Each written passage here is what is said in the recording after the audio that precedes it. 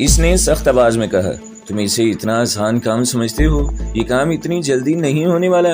अभी संध्या को सारी राम कहानी सुनानी है, फिर इसके साथ मशवरा करना है कि हमें तुम्हारी पत्नी को महादेव जी के आश्रम से कैसे निकाला जाए।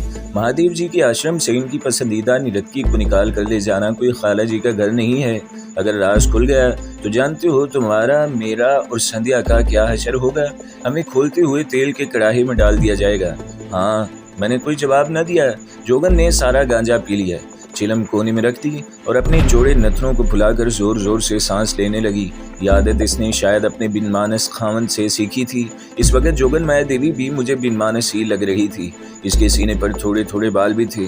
बहुत मुमकिन है कि आगे चलकर वो बिनमानस का रूप इख्तियार कर लेती। गांजा यानी चरस से घुट होकर वो खरखर करने लगी और मेरे करीब आकर बैठ गई और मेरे शानों पर हाथ फेरने लगी। मैं खौफ के मारे कांप गया, समझ गया कि एक बार फिर मुझ पर क़यामत की रात आने वाली है। लेकिन कुदरत ने मुझे बचा लिया। ऐन इस वक्त बाहर किसी के कदमों की आहट सुनाई दी। जोगन के कान खड़े हो गए।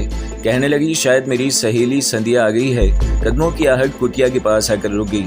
फिर किसी ने एकदम टॉर्च ऊपर कर दिया। कौन हो तुम? जोगन अपनी बाहें फैलाकर दरवाजे की तरफ बढ़ी, जहाँ एक जवान औरत नीम उरिया लिबास में खड़ी थी। जोगन को देखकर इसका चेहरा भी खिल उठा। दोनों गले लगकर मिल गईं। ये संध्या ही थी। संध्या ने मेरी तरफ गौर से देखकर जोगन से पूछा, माया ये कौन है? बड़ा गुरा चिट्टा मर्द है, इसे कहाँ से फांस कर ले आई है? जोगन ने इससे मेरा मुख्तसर तारुफ करवाया और बोली, संध्या तुम बैठ जाओ, सारी राम कहानी सुनाती हूँ। संध्या ने पूछा, तुम्हें यहाँ आते हुए किसी बिनमानस ने तो नहीं देखा? जोगन बोली, बिनमानस मेरे रिश्तेदार हैं, देख भी लेते तो क्या फर्क पड़ता है। संध्या ने कहा, वो तो मैं जानती हूँ कि बिनमानस तुम्हारा पतिदेव है, मगर यहाँ के बिनमानस जासूस बिनमानस है। तुम तो जानती ही हो, वो तुम्हें तो कुछ नहीं कहते, मगर अपने इशारों की जुबानों में दुष्ट सपेरे को जरूर बता देते कि आलोप नगर में एक अजनबी मर्द और औरत दाखिल हो चुके हैं। सपेरे का सुनकर मेरे कान खड़े हो गए। इसका मतलब था कि दिल्ली के जोगी ने मुझे ठीक जगह ही भेजा था। दुष्ट सपेरा ही मेरी बीवी जमीला को अपने मंत्रों के तलीसम में असीर करके अगवा लेकर आया था। मुझे यकीन हो गया कि जमीला इसी आलोक नगर में मौजूद है। अब मुझे इसको वहाँ से निकाल कर ले जाने से कोई नहीं रोक सकता। कमांडो चाकू मेरे पास मौजूद था और मेरे जैसे तजुर्बाकार कमांडो के सामने इन औरतों और दुष्ट सपेरे की कोई हैसियत नहीं थी। मैंने संध्या से सवाल कर दिया, क्या सपेरा यहाँ मौजूद है? वही मेरी बीवी को उठा कर ले गया था। संध्या ने हैरानी से जोगन की तरफ देखा, ये तुम्हारा मर्द क्या कह रहा है? जोगन ने संध्या का हाथ पकड़कर इसे अपने पास और मेरे करीब ही बिठा लिया और कहा, ये बड़ी लंबी कहानी है, मैं तुम्हें सारी सुनाऊंगी। इसी वास्ते मैं इस मर्द को लेकर यहाँ आई हूँ। मैंने महसूस किया कि संध्या मेरी तरफ बड़ी मोहब्बत भरी नज़रों से देख रही थी। इसकी नज़रों में बड़े खौफनाक खुफिया इशारे थे और मैं अपनी जगह पर बैठा सोच रहा था कि क्या इस बिनमानस औरत के साथ भी मुझे काम देवता की पूजा करनी पड़ेगी। संध्या ने जोगन माया का मुंह चूम कर कहा, तुमने लगता है मेरा सारा गांजा पी लिया है। जोगन बार बार संध्या से इस तरह लिपट रही थी जैसे वो कोई मर्द हो। कहने लगी, यहाँ गांजा ही था, अगर सोमरस होता तो वो भी पी जाती। संध्या ने जोगन के जिस्म की चुटकी भरकर कहा, वो भी तुम्हें ज़रूर पिलाऊंगी। पहले ये बताओ कि ये सुंदर मर्द कौन है, इसे कहाँ से पकड़ कर लाई हो? जोगन ने शुरू से लेकर आखिर तक मेरी सारी दास्तान गम इसके आगे बयान कर दी। मेरी मुसीबत की कहानी संध्या ने बड़े गौर से सुनी। जब जोगन ने पूछा कि क्या मेरी बीवी महादेव के आश्रम में ही है, तो वो कहने लगी, इस मर्द ने अपनी बीवी का जो हुलिया बताया है, इस हुलिये की औरत महादेव के ख़ास आश्रम में रहती है और महादेव की ख़ास पसंदीदा निरत्की और दासी है। इसे आश्रम से बाहर कदम रखने की इजाज़त नहीं है। तुम लोग इसे आलोक नगर से कैसे निकाल कर ले जाओगे? मैंने जज्बाती होकर कहा, वो मेरी बीवी है, तुम्हारे महादेव ने इसे गैर कानूनी तौर पर अपने पास रखा हुआ है। मैं जान की बाजी लगाकर भी इसे निकाल कर ले जाऊंगा। तो मुझे इतना बता दो कि तुम्हारे महादेव का आश्रम यहाँ से किस तरफ है? संध्या ऐसे मुस्कुरा रही थी जैसे मैं अहमकों वाली बातें कर रहा हूँ। जोगन माया देवी को भी हालात की संगीनी का एहसास था। इसने मेरे कांधे पर हाथ रखकर कहा, करमदाद सब्र से काम लो। तुम नहीं जानते यहाँ किस कदर सख्त पहरे लगे हुए हैं। दिन को सांप मगरमच्छ और रात को बिनमांस और अजदहा महादेव के आश्रम की हिफाजत करते हैं। तुम सांपों मगरमच्छों से तो बचकर निकल जाओगे, मगर अजदहों और खूनखार बिनमांसों का मुकाबला नहीं कर सकोगे। संध्या मुझसे मुखातिब होकर बोली, और फिर ये बात भी है कि तुम्हारी बीवी महादेव के आश्रम में बड़ी खुश रह रही है, शायद वो तुम्हारे साथ जाने से इनकार कर दे। मैंने कहा, इस पर जादू टूना किया गया है। तुम्हारे जादूगर पुजारियों और सपेरे ने इस पर मंत्र फूंक कर इसका जहन बदल दिया है। वरना ये कैसे हो सकता है कि मेरी बीवी जो पक्की मुसलमान है एक हिंदू पुजारी के पास खुश होकर रहे। जोगन ने संध्या से कहा, संध्या तुम इन बातों को छोड़ो। मैंने इस शख्स करमदाद को काम देवता के सामने वचन दिया है कि मैं इसकी बीवी इसको ज़रूर वापस दिलाऊंगी। मुझे हर हालत में अपना वचन पूरा करना है। अगर मैंने अपना वचन पूरा न किया तो मुझ पर काम देवता का वबाल नाजिल होगा। मुझे बताओ कि तुम मेरी क्या मदद कर सकती हो। मैं इसलिए अपनी जान खतरे में डालकर यहाँ आई हूँ। संध्या खामोश होकर जैसे गहरी सोच में डूब गई। फिर इसने जोगन से मुखातिब होकर कहा, माया देवी तुम यहाँ के सारे हालात से वाकिफ़ हो। ना सिर्फ ये कि इस आदमी की ज़िंदगी यहाँ ख़तरे में, तुम भी यहाँ महफूज नहीं हो। अगर तुम्हें आश्रम के आसपास किसी पुजारी या नृत्यकी ने देख लिया तो फ़ौरन महादेव जी को खबर हो जाएगी और फिर तुम्हारे साथ इस मर्द को भी खोलते हुए तेल के कड़ाहे में डाल दिया जाएगा। जोगन ने कहा, संध्या मैं ये सारी बातें जानती हूँ, तो मुझे सिर्फ ये बता दो कि मैं इस मर्द की बीवी को यहाँ से कैसे निकाल सकती हूँ। बाकी मैं खुद संभाल लूँगी। संध्या इस दौरान गहरी सोच में थी। जोगन ने अपनी बात ख़त्म की तो वो बोली, करमदाद की बीवी सारी रात महादेव के आश्रम में इनके ख़ास कमरे में रहती है। दिन के वक्त वो पवित्र तालाब पर ख़ास सखियों के हमरा स्नान करने जाती है। इसके बाद इसे मंदिर के एक कमरे में पहुंचा दिया जाता है जहां वो आराम करती है और सारा दिन वहीं आराम से गुजारती है। इसे मंदिर से बाहर कदम रखने की इजाज़त नहीं है और जहाँ तक मैंने देखा है इसकी बीवी खुद भी मंदिर से बाहर निकलना पसंद नहीं करती। जोगन माया देवी ने सवाल किया, इस वक्त मंदिर के बाहर कौन पहरा दे रहा होता है? जब मैं वहाँ थी तो 2 सियाफ आम बिन मानस पहरा दिया करते थे। संध्या ने कहा, मंदिर के आसपास बिन मानसों को जाने की अब इजाज़त नहीं है। आजकल रात को मंदिर के बाहर दुष्ट सपेरे के ख़ास आदमी पहरा देते हैं और इनके पास राइफलें और स्टेन गन्ने होती हैं। अपनी दासियों और नृत्यकियों की हिफाजत के वास्ते अब महादेव जी ने शहर से राइफलें और स्टेन गन्ने मंगवा कर अपने दुष्ट सपेरे को दे रखी हैं, जिसने तरबियत याफ्ता सपेरों को ये असला देकर गार्ड ड्यूटी पर लगाया हुआ है।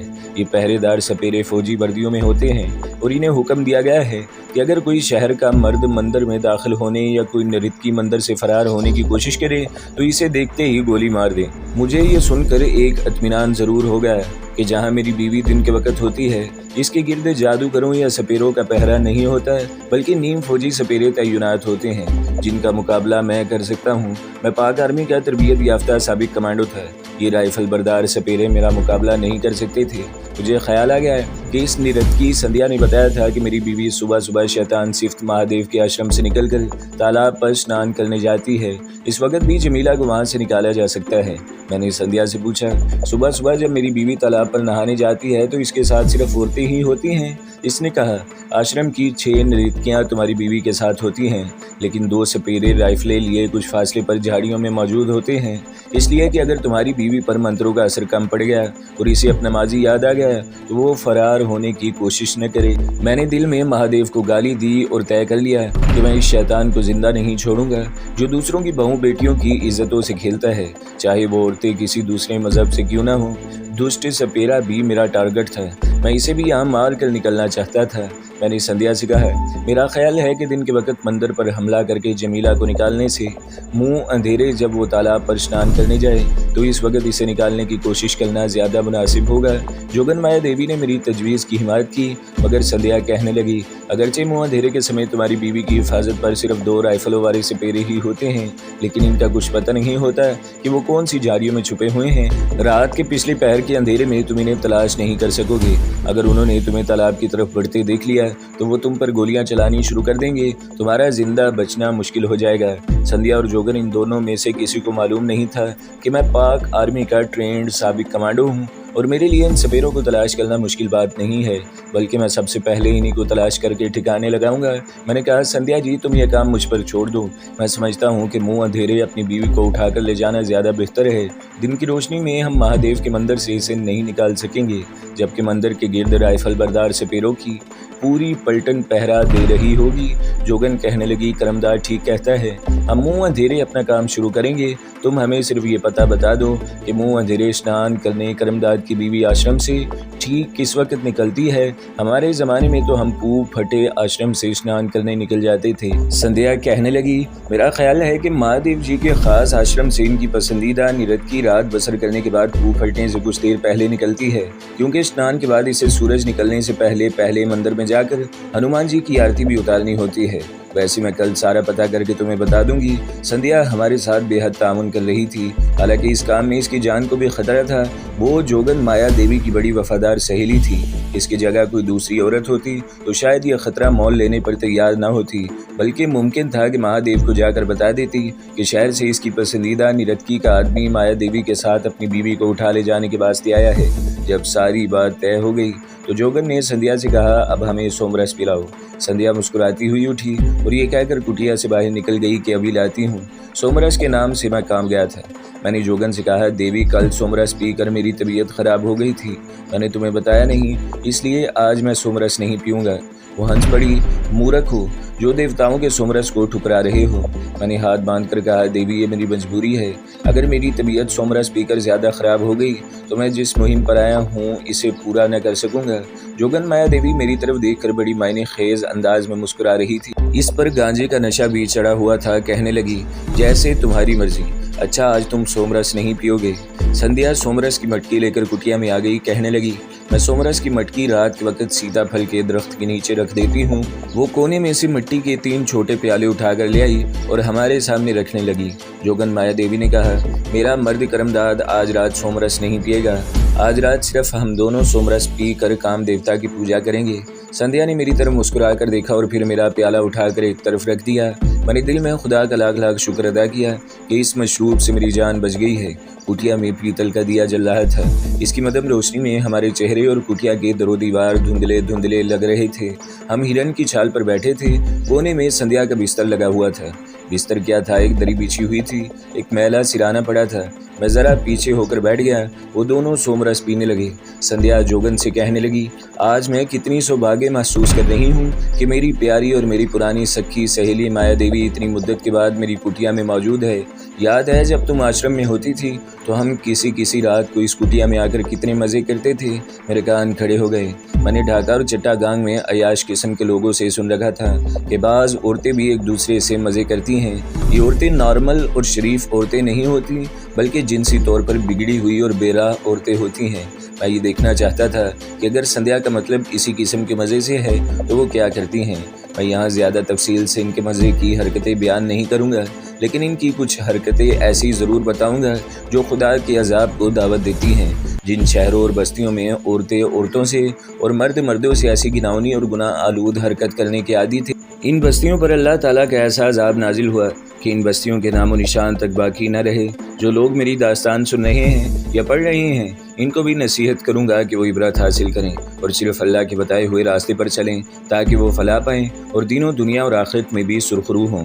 मुझे ख्याल आया कि मैं कुटिया से बाहर चला जाता हूँ। जब मैं उठकर बाहर जाने लगा तो जोगन ने तहुकमाना अंदाज में कहा, करमदाद तुम बाहर नहीं जाओगे, ये मेरा हुक्म है। तुमने सोमरस नहीं पिया, मैंने तुम्हें कुछ नहीं कहा, मगर अब कुटिया में ही रहोगे और ये देखोगे कि 2 औरतें काम देवता की किस तरह पूजा करती हैं। मैं बेबस सा होकर वहीं बैठा रहा। वो दोनों सोमरस पी रही थी और बातें किए जा रही थी। वो अपने धर्म के मुताबिक आकाश की इन अस्पराओं की बातें करने लगी जो एक दूसरी से मजा करती थी। जब उन्होंने काफ़ी सोमरस पी लिया और इन्हें खूब नशा हो गया तो वो एक दूसरे को प्यार करने लगी। मैं कोने में दबक कर बैठा ये गुनाह आलूद मंजर अपनी गुनहगार आंखों से देख रहा था। इसी वक्त मैं आंखें बंद कर लेता। खुदा जाने जोगन को इस नशे की हालत में भी कैसे पता चल जाता कि मैंने आंखें बंद कर रखी हैं। इसने कड़क कर कहा, मूर्ख, आंखें बंद न करो, ये मेरा हुक्म है। काम देवता हाजिर हो गए हैं। उन्होंने तुम्हें आंखें बंद किए हुए देख लिया तो तुमको यहीं भस्म कर देंगे। मुझे इसके काम देवता की कोई परवाह नहीं थी, लेकिन इसके हुक्म के आगे मैं मजबूर था। मैंने आंखें खोल दी। इस वक्त दोनों औरतें बैठे बैठे एक दूसरे से लिपटी हुई थी और झूम रही थी। फिर दोनों उठ खड़ी हुई और उन्होंने अपने आप को लिबास से आज़ाद कर लिया। दोनों ने एक दूसरे के बदन पर हाथ फेरते हुए खुदा जाने की जुबान में श्लोक पढ़ने शुरू कर दिए। वो एक दायरे में श्लोक पढ़ते हुए घूमने लगी, फिर बैठ गईं और एक दूसरे के सर से सर जोड़कर दाएं बाएं झूलने लगी। श्लोक वो बराबर पढ़ रही थी। अब श्लोकों में काम देवता का नाम बार बार आता था। कुछ देर वो इसी तरह बैठी झूमती रही। फिर सबसे पहले संध्या उठी, जोगन बाल फैलाए बैठी झूमती रही। संध्या ने अपना हाथ जोगन के सर पर रखकर बुलंद आवाज में कहा, काम देवता, हमारी श्रद्धा नजली स्वीकार कर, हमारी श्रद्धा नजली स्वीकार कर, काम देवता ए काम देवता। जोगन भी जय हो काम देवता के कहकर उठ खड़ी हुई। दोनों एक दूसरे की बाहों में बाहें डालकर नाचने लगी। इस किस्म का नाच मैंने पहले कभी नहीं देखा था। कभी वो नाचते नाचते बैठ जाती, फिर उठकर छोटे से दायरे में घूम जाती। इसके बाद एक दूसरे की पीठ से पीठ जोड़कर घूमने लग जाती घूमते घूमते बाहों में बाहें डालकर सर पीछे को ढलका लेती और जय हो काम देवता का नारा लगाती। मैं चश्मे हैरत से ये वाहियात मंजर देख रहा था। वाहियात इसलिए कि दोनों के जिस्म पर कोई लिबास नहीं था। जब दोनों नाचते नाचते थक गईं तो एक दूसरे का हाथ पकड़कर बिस्तर पर गिर गईं। इसके बाद जो हरकतें उन्होंने की, इन्हें बयान करने को मेरी ज़ुबान ज़ेब नहीं देती और मैं बयान भी नहीं करूँगा। ये वो हरकतें थी जो खुदा के अजाब को दावत देती हैं। मेरे दिल ने कहा कि करमदाद एक ना एक दिन इस आलोक नगर पर ज़रूर खुदा का अजाब नाजिल होगा और ये सारी खंडर इमारतें और गुनाह के आश्रम तबाह बर्बाद होकर रह जाएंगे। मैं अभी तक जाग रहा था, लेकिन वो दोनों औरतें गहरी नींद सो चुकी थी और खराटे ले रही थी। मैं उठकर कुटिया से बाहर आ गया। बाहर दरख्तों के दरमियान ऊपर आसमान पर तारे चमक रहे थे। रात काफ़ी गुजर चुकी थी। इस खंडरों के शहर पर मौत का सुकूत तारी था। इस वक्त मुझे अपनी बीवी का ख्याल आ गया कि वो इस बदमाश शैतान महादेव के आश्रम में होगी। खुदा जाने इसके साथ कैसा सलूक हो रहा होगा। सबसे बड़ी परेशानी मुझे इस बात की थी कि जमीला पर सपेरों के मंत्रों के जादू टोने का असर हो चुका है। मुझे ये भी डर था कि जब मैंने इसे अपने साथ चलने को कहा तो कहीं वो शोर न मचा दे और मंदिर में मौजूद दूसरे राइफल बरदार सपेरों को इस तरफ मुतवज्जा न कर दे। मेरे पास कोई असला नहीं था, सिर्फ कमांडो चाकू था। यह मेरा तजुर्बा था और मेरी तरबियत की सलाहियतें मेरे साथ थी। ये भी हो सकता था कि वो मुझे पहचानने से भी इनकार कर दे। जाहिर था कि अगर वो मंत्रों के ज़रिए असर है तो मुझे कहाँ पहचानेगी। एक हल्की सी उम्मीद ज़रूर थी कि शायद वो मुझे पहचान ले। मैं कुटिया के बाहर सुनसान रात के सन्नाटे और तारीकी में संध्या की कुटिया के बाहर एक तरफ होकर बैठा इन ही ख्यालों में गुम था कि मुझे सांप की फंकार सुनाई दी। जबली तौर पर मैं डर कर उठ खड़ा हुआ, अगरचे मुझे यकीन था कि सांप मेरे करीब नहीं आएगा। इसका मुझे तजुर्बा हो चुका था। तारों की रोशनी बड़ी मदम थी। मैंने एक सांप को देखा जो मुझसे 6-7 कदम दूर फन फैलाए बैठा मेरी तरफ घूर रहा है। मैं पीछे हटने की बजाय इसकी तरफ बढ़ा तो वो फन सुकेट कर तेजी से दरख्तों की तरफ गुम हो गया। ताज़ा खुली हवा में मुझे बड़ा सुकून मिला था। मैं बैठने ही लगा था कि एक खौफनाक आवाज़ ने मुझे वहीं साकत कर दिया। यह आवाज़ किसी खूनखार जानवर की मालूम होती थी। शेर या चीते की धार नहीं थी। मैं इस तरफ देखने लगा जिस तरफ से आवाज़ आई थी। धुंधले अंधेरे में मुझे दरख्तों की तरफ से एक ऊंचा लंबा बिन मानस अपनी तरफ दौड़ता हुआ आता नजर आया। मैं जल्दी से कुटिया में घुस गया और मैंने अपना कमांडो चाकू निकाल लिया। मैं जानता था कि अगर ये बिनमानस अंदर आ गया तो मुझे अकेले को ही इसका मुकाबला करना पड़ेगा। दोनों औरतें बेसुध होकर पड़ी थी। कुटिया के बाहर बिनमानस की खौफनाक आवाज़ें आने लगी। खुदा जाने क्यों वो कुटिया के अंदर आते ही हिचकिचा रहा था। मैंने थोड़ा सा टॉर्च हटाकर देखा। तारों की रोशनी में बिनमानस कुटिया से चंद कदम के फासले पर हलक से अजीब डरावनी आवाज़ें निकालते हुए जोर जोर से अपना सीना ढोल की तरह पीट रहा था। मैं खौफजदा निगाहों से इसकी तरफ देखता रहा। कुछ देर तक बिनमानस उछलता कूदता रहा, फिर अपने आप वापस मुड़कर चबूतरे से छलांग लगाकर उतरा और दरख्तों के अंधेरे में गायब हो गया। मैंने सुकून का सांस लिया। मेरा ख्याल है कि वो महज जोगन माया देवी की वजह से अंदर नहीं आ रहा था। रात गुजर गई। मैं कुटिया में एक तरफ पड़कर सो गया। आंखें खुली तो जोगन माया देवी हनुमान की मूर्ति के आगे बैठी भजन कीर्तन कर रही थी। कुटिया का पर्दा उठा हुआ था। अंदर धूप आ रही थी। जोगन के बाल गीले थे। इसने साड़ी बांध रखी थी। लगता था कि वो किसी तालाब से स्नान करके आई है। मैं उठकर बैठ गया। जोगन भजन कीर्तन में मगन थी। जब इसने भजन कीर्तन ख़त्म किया तो पलट कर मेरी तरफ देखा। मूर्ख, मैं अभी तुम्हें कुछ खिलाती पिलाती हूँ। मैंने पूछा, तुम्हारी सखी सहेली संध्या कहाँ गई? जोगन ने आरती वाली थाली मूर्ति के आगे रखकर हाथ जोड़कर प्रणाम किया। उठकर साड़ी दुरुस्त करते हुए बोली, वो महादेव जी के आश्रम की तरफ चली गई है। शाम को आएगी और ये बताएगी कि तुम्हारी पत्नी मुँह अंधेरे किस वक्त तालाब पर स्नान करने जाती है और इसके साथ कौन कौन होता है। तुम बैठो, मैं कुछ खिलाती हूँ, तुम बाहर मत निकलना। वो कुटिया से बाहर निकल गई। वापस आई तो इसकी झोली में वही केले और शरीफे थे जो हमने पहले खाए थे। इसने भी मेरे साथ बैठकर नाश्ता किया। कहने लगी, रात को हम दोनों ने काम देवता की पूजा की थी। इससे काम देवता बड़े खुश हुए थे। अब वो हमारी बढ़ चढ़ कर मदद करेंगे। मुझसे रहा न गया। मैंने कहा, देवी, अभी तक तो तुम्हारे काम देवता ने हमारी कोई मदद नहीं की। तुम्हारी सहेली संध्या ही हमारी मदद कर रही है।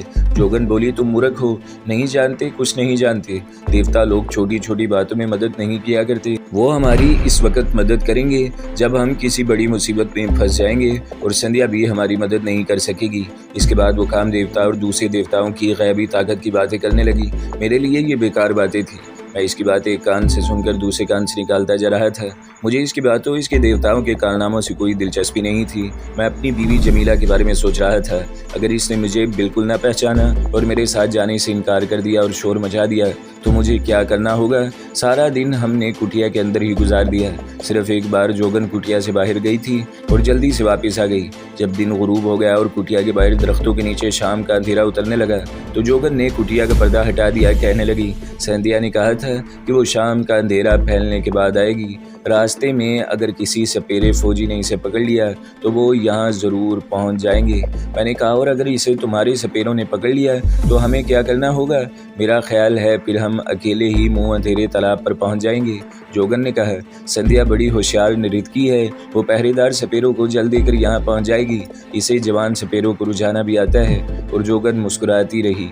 जब शाम का अंधेरा गहरा हो गया तो वो कुटिया से बाहर चली गई। मैं अंधेरे में ही बैठा रहा। कोई 15-20 मिनट गुजर जाने के बाद वो अंदर आई और कहने लगी, शायद संध्या आ गई है, मैंने इसके कदमों की आवाज़ सुनी है। तो दोस्तों, अगली किस्त सुनने के लिए हमारे चैनल को ज़रूर सब्सक्राइब करें, वीडियो को लाइक करें और बेल के आइकन पर भी क्लिक कर दें ताकि हर जो आने वाली वीडियोज़ हैं वो आपको सबसे पहले मिलती रहें।